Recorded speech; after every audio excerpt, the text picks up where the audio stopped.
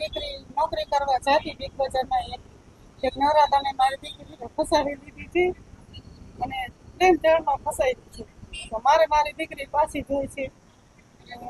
મારી દીકરીઓ સાથે લગ્ન કરવા માંગતો હતો પણ અમારે એના સાથે લગ્ન ન થયા. મારી દીકરી જ જોઈએ છે.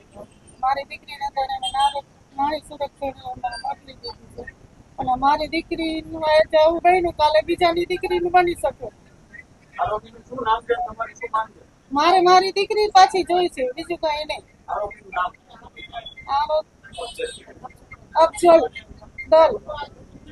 અફજલ દલે પ્રેમ જાળમાં ફસાવી છે. મારી દીકરી પાછી જોઈ છે અને એમ કે અમે એમ કીધું અમે ગર્ભાશયની કોથળી કઢાવી નાખી. તો એ લોકો એમ કે તો મારી દીકરીને શું કરવી છે? તો શું એ લોકો મુસલમાન છોકરા શું આપણી દીકરીને આવી રીતે ફસાવી છે, બચ્ચા પેદા કરવા માટે લઈ જાય છે. મારી દીકરી મારે પાછી જ જોઈ છે, બીજું કઈ નહીં. મારી દીકરી જોઈ છે. આજે મારી દીકરી પછી કાલે બીજાની દીકરી પર થઈ શકે. મારી દીકરી જોઈ છે, બીજું કઈ નહીં. બજરંગ દળ વાળાને મેં સંપર્ક કર્યો છે. વિશ્વ હિન્દુ પરિષદ સાથે મેં સંપર્ક કર્યો છે અને RSS સાથે સંપર્ક કર્યો છે. તો મારી દીકરી જોઈ જ છે અને દીકરાને સજા હોવી જોઈએ. આજે મારી દીકરી પરથી કાલે બીજાની દીકરી પર આવું ન થઈ શકે ને. આપણા હિન્દુ મુસલમાન લઈ નો જાય ને એવું જોઈએ. મારા નણંદ છે ને 5 વર્ષ પહેલા બિગ બજારમાં જોબ કરતા, ત્યારે બે હારે જોબ કરતા.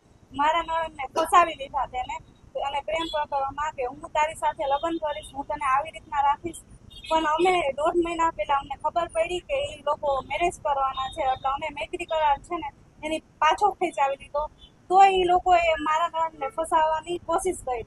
તો મારા નણંદને તે એની સાથે લઈ ગયા. તો અમે એમ કીધું કે તંદારે તું લઈ જા, પણ અમે છે ને એની ગર્ભાશયની કોથળી કઢવી લે. તો કે ગર્ભાશયની કોથળી તમે કઢવી લો તો મારે શું એનું કામ છે? મારે તો એની સાથે છોકરા માટે જ મતલબ છે, બીજો કઈ મતલબ નથી મારે એને. તો કે મારે તો એની સાથે મેરેજ કરવા નથી.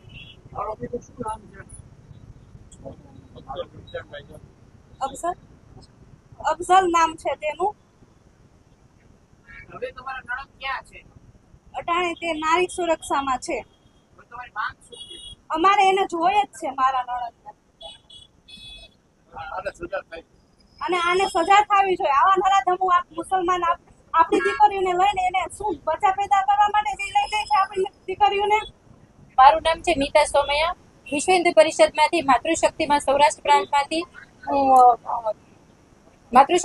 હું દાયિત્વ ધરાવું છું. અને અમે અત્યારે આ વિધર્મીઓ દ્વારા જ્યારે અન્યાયો કરવામાં આવે છે ત્યારે વિશ્વ હિન્દુ પરિષદ છે, બજરંગ દળ છે, માતૃશક્તિ છે, RSS ના લોકો છે અને બજરંગ દળના લોકો, અમે લોકો બધા સાથે મળી અને અન્યાયનો અમે સામનો કરીએ છીએ.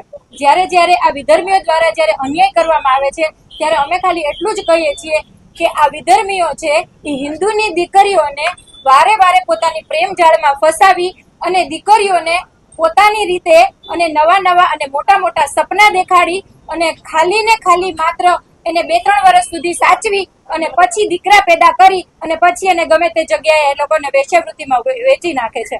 શું આ વિધર્મીઓ દ્વારા કરવામાં આવેલા કૃત્ય માટે થઈને અમે આજે આ બધા સંસ્થાઓ દ્વારા અને બધી બહેનો દીકરીઓને એક સંદેશો આપવા માંગીએ છીએ કે તમે આ બહેનો દીકરીઓ જરાક વિચારો, સમજો કે એ માત્ર ને માત્ર તમને દીકરા બચ્ચા પેદા કરવા માટે થઈને લઈ જાય છે અને એને તમારું કાંઈ કામ નથી. અત્યારે અમારી સામે આ એક જ્યારે કેસ આવ્યો છે, એ કેસની અંદર તો ત્યાં સુધીની વાત ચાલી કે આજે ઈ દીકરાએ એમ કીધું કે ના, મારે તો એને ખાલી લઈ જાવી છે અને બચ્ચા પેદા કરવા છે. જ્યારે માતા દ્વારા એને કહેવામાં આવ્યું કે અમારે તારી સાથે લગ્ન કરાવવા છે, વાંધો નહીં તું લઈ જા, તો એને એમ કીધું કે ના, તમારે જો એને ગર્ભાશયની કોથળી કઢાવી નાખવી હોય તો મારે એને કાંઈ જરૂરિયાત નથી.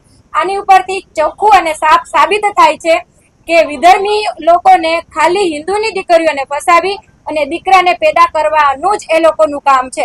બાકી એ લોકોની હિન્દુની દીકરી ઉપર કોઈ પણ જાતનો નથી પ્રેમ કે નથી એ લોકોની જાતને એ લોકોને કોઈ કે આપણે એને પત્ની તરીકે સ્વીકારીએ. એટલે મારી ખાલી એટલી જ બધા જાહેર જનતાને બધાને ખાલી એટલી જ અપીલ છે, બહેનો અને દીકરીઓને, કે તમે જાગો, સમજો અને વિચારો અને વિધર્મીઓથી દૂર રહો. ભારત માતા કી જય.